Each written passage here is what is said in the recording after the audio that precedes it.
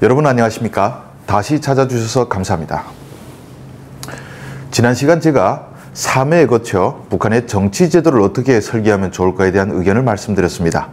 물론 아직 들어보지 못했던 파격적인 시스템이라 공감하지 못할 분들도 분명히 있을 겁니다.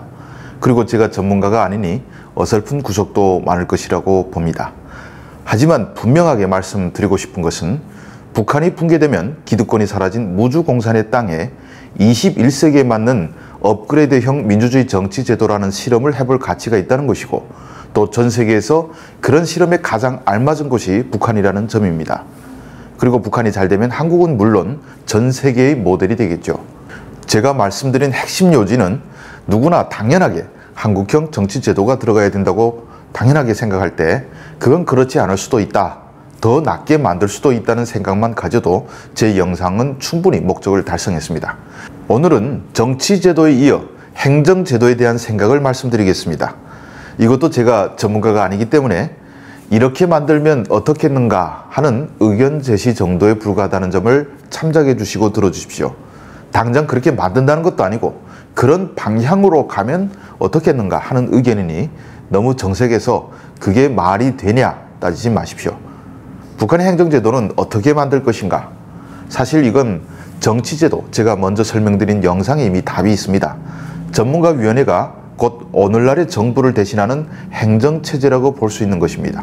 다시 말하면 정치가 소멸되는 시대에 정치와 행정을 결합한 통치 형태를 만드는 것이라고 할 수 있습니다.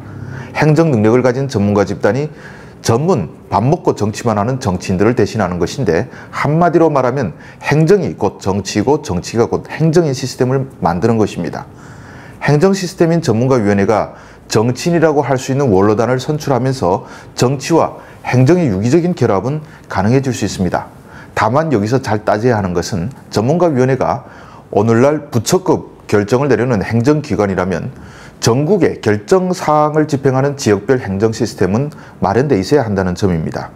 이러한 고민의 해답 역시 지역별로 전문가위원회를 만드는 것으로 해결하는 것이 좋겠다고 저는 생각합니다. 지방의 통치 역시 주황식 통치 방식을 본뜨되 오늘날 지방선거와 같은 선거를 거쳐 선출되면 되는 것입니다. 단 주황과 지방의 권력 배분이 문제인데, 이것은 지방자치 요구가 점점 커지고 있는 현대 추세를 반영할 때 지방위원회의 권한을 확대시켜 나가는 방향으로 갈 수밖에 없습니다. 다만 김정은 체제 이후 혼란 상황을 수습하기 위해서는 초기에는 중앙위원회의 권력을 강화하고 북한이 안정기에 접어드는 것과 발을 맞추어 점차 지방의 권한을 확대시키는 방향이 바람직하다고 할 수 있습니다. 오늘날 한국의 지방자치 제도에서 가장 앞서 나가는 지역은 제주도라고 할 수 있습니다.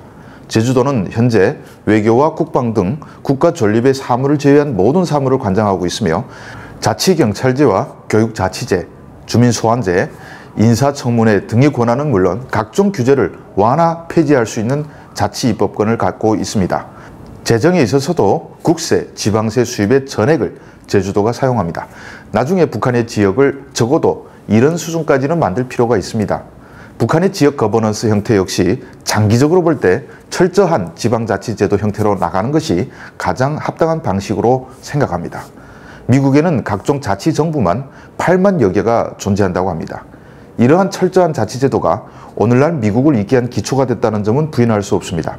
다만 정부가 너무 많이 난입되어 있는 것이 아닌가 하는 생각도 들긴 합니다. 북한은 그런 고민을 크게 할 필요가 없어 보입니다. 제가 차차 북한의 향후 지역별 발전 방향을 설명드릴 텐데, 북한을 6개의 메가시티로 만드는 것이 바람직하다고 생각합니다.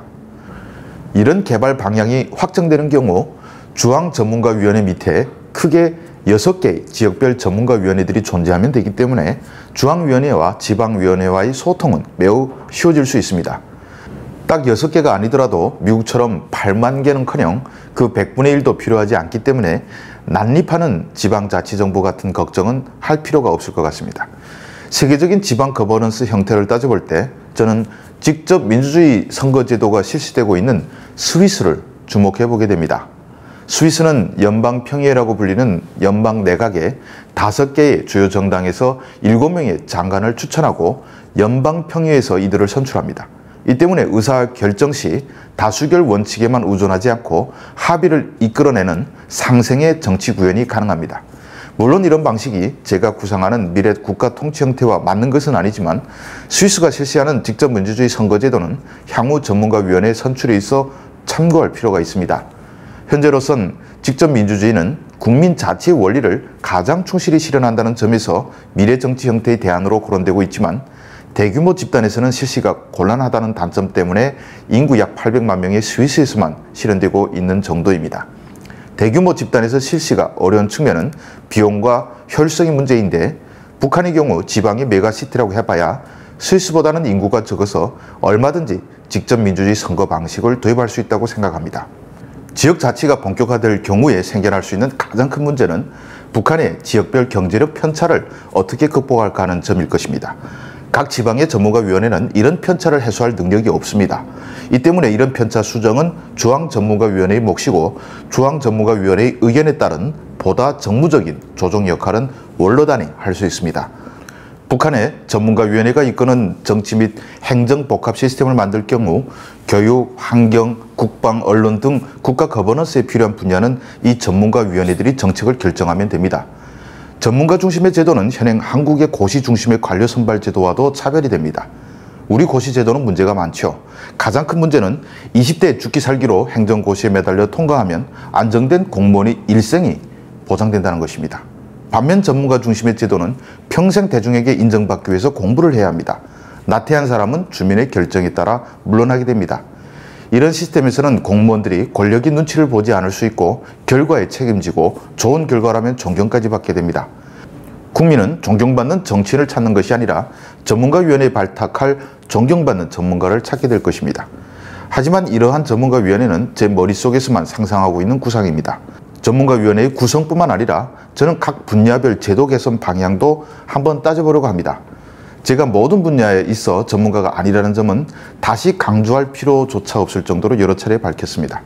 교육, 복지, 국방 등 국가를 운영해가는 분야별 제도 개선에 대해서도 전문성은 없지만 이 영상은 미래에 대한 상상력을 주기 위한 목적으로 만들고 있기 때문에 미래 트렌드와 바람직한 북한의 분야별 제도 개선 방향에 개인적인 비전도 차츰 소개하려고 합니다.